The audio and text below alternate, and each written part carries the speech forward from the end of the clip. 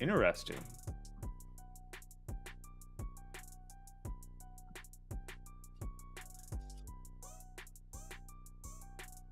We might have to revisit the stream. Well, let's try it now. Let's see what's going on.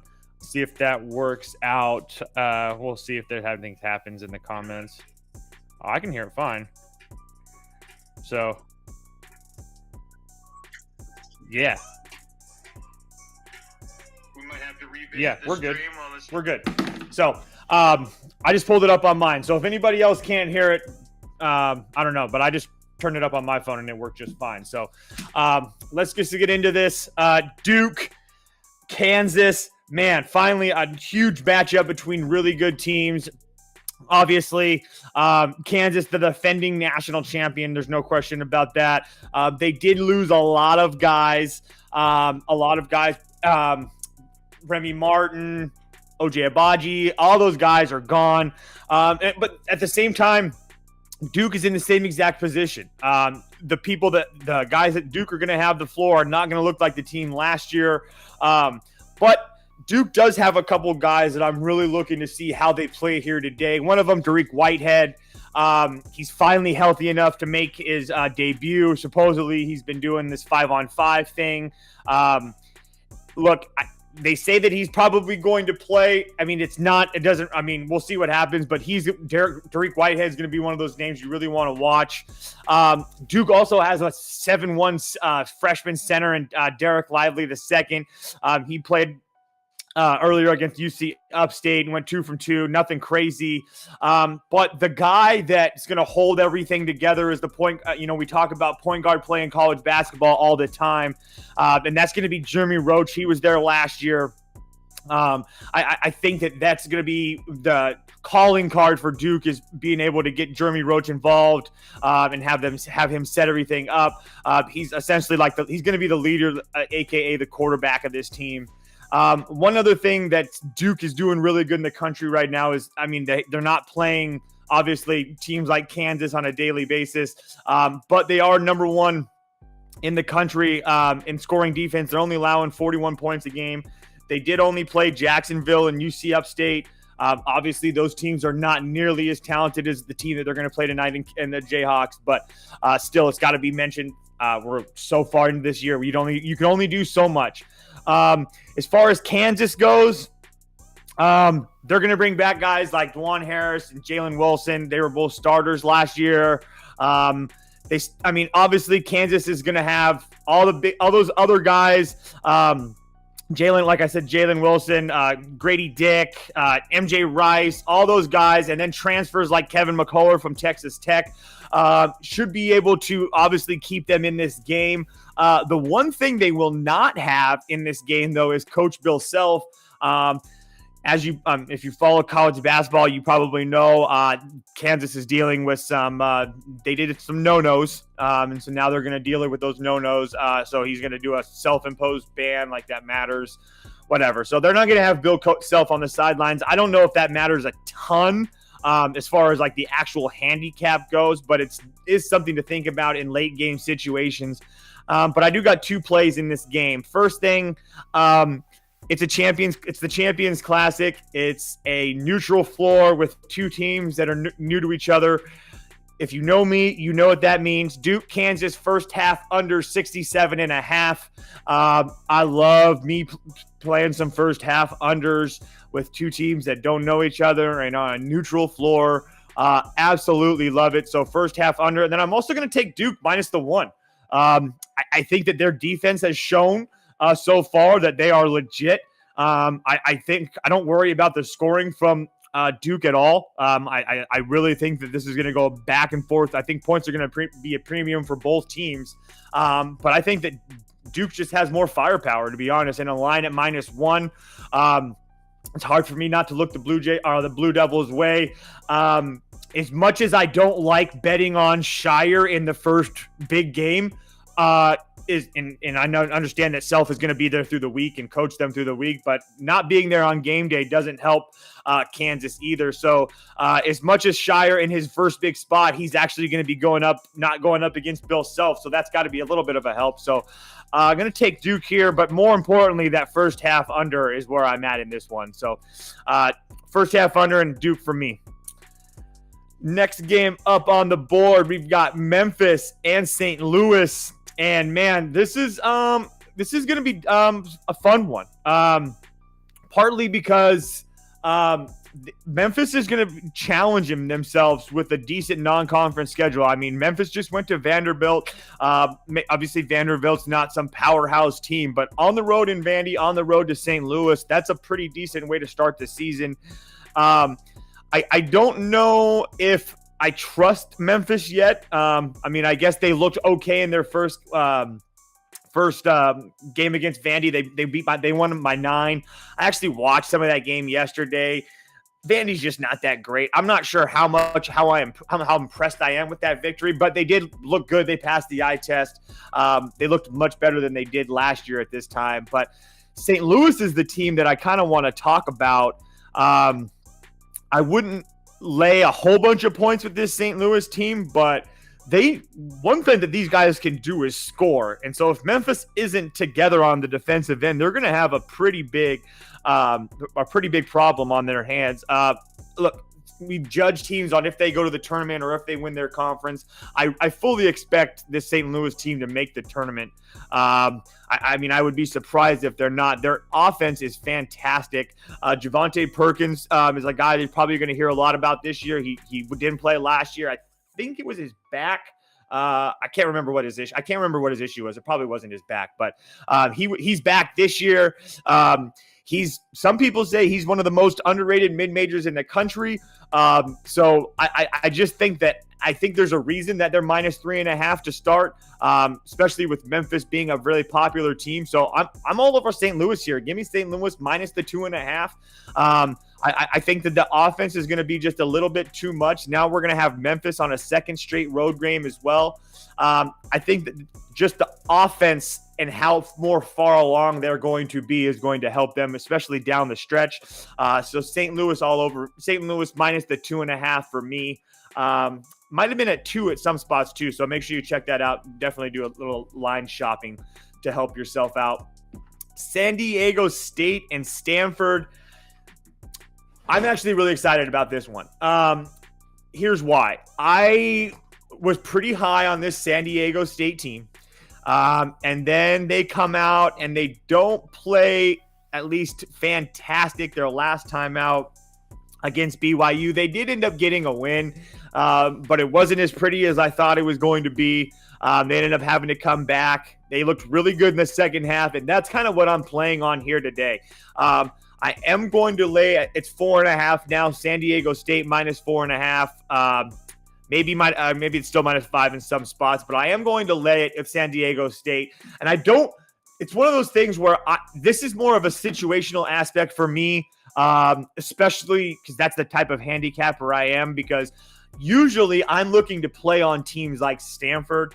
Stanford is always I shouldn't say always, but for the most part, Stanford is going to be one of those teams that's long, lengthy, well coached. And it's one of those things where you usually can trust them getting multiple possessions, especially at home. But the thing that's going to issue with me is that, like I said, I think that San Diego State is one of the more underrated teams in the country. I do think that they have the ability to make it into not only the second round of the tournament, but even deeper. And after how they played their last time out against BYU, I think that we're going to get a focused San Diego State team, which that means that Stanford is going to have a really hard time to score. And on top of that, the point guard play. I just have a hard time believing that San Diego State is going to have trouble defending Stanford. Like I talked about, Spencer Jones is back. The other one is Michael Jones. That's pretty damn good for them. But again, guys like Matt Bradley, Lamont Butler, Ladie, or however you say it for San Diego State. All those guys pretty damn good. San Diego State's offense is pretty damn good too. They're adjusted on Ken Palm is 43rd compared to Stanford's 82nd. The San Diego State defense is 9th compared to Stanford's 50th. Look, I probably wouldn't love this game as much if San Diego State had like rolled BYU, but since they didn't roll BYU, I think that they want to impress some people here today. So I'm all over San Diego State. Give me San Diego State minus the 5, 4.5, wherever you get it. And there's a small chance, depending on what it is, I haven't had a look at it, but VIPs, take a look. There's a small chance I might play that San Diego team total. If this line continues to get up to like 6, 6.5, depending on how the action gets today, we'll probably turn my focus to that Stanford team total under. Very similar to yesterday with the Charleston game. I told you guys I didn't want to give it out. I had it at plus 3.5. I didn't want to give it out at minus 3.5.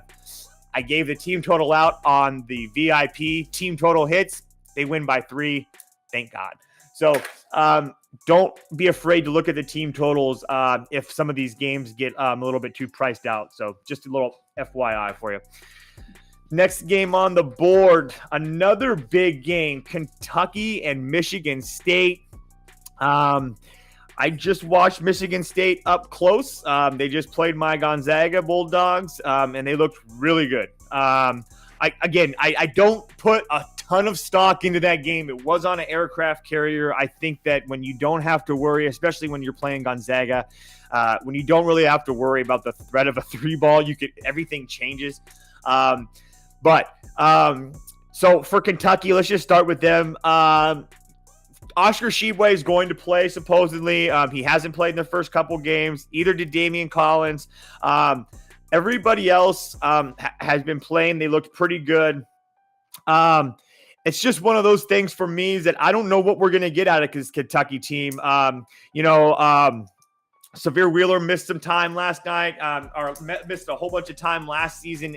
He made his debut last game against Duquesne, scored 11 points, had 11 assists. That's pretty damn good. So it's real. Again, Kentucky's not going to have a whole bunch of holes that you're going to poke holes in. I mean, obviously they're going to be a solid team.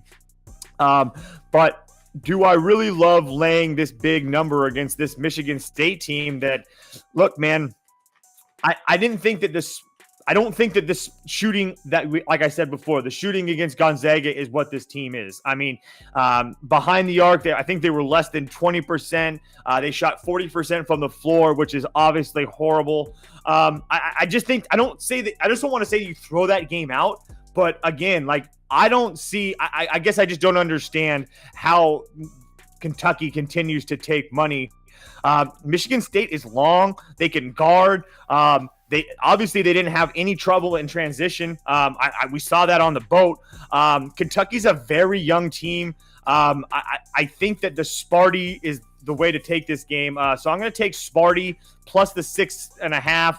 But most importantly, just like the first game, it is the Champions Classic. Kentucky, Michigan State, first half, under 66.5.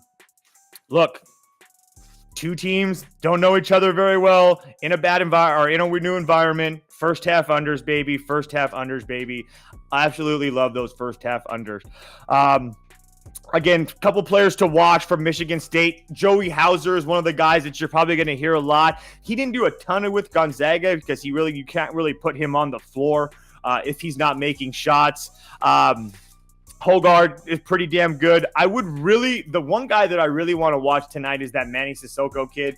He played fantastic against Gonzaga. He's a 6'9" kid. I really want to see him bang with the Kentucky bigs. I almost said the wrong big, but I almost said Abaji for some reason. But Oscar Tshiebwe, I'm really curious to see how he holds his own against Oscar Tshiebwe. Like I said, he dominated his last game against Gonzaga. I'm not sure if I can count on that same type of game from him, but some people say it was his best game of his life. But either way, he's going to be playing with a lot of confidence. So it'll be really fun to see how he matches up against a strong Kentucky team. And a guy like I'm losing his name. Oscar Tshiebwe. Jesus Christ.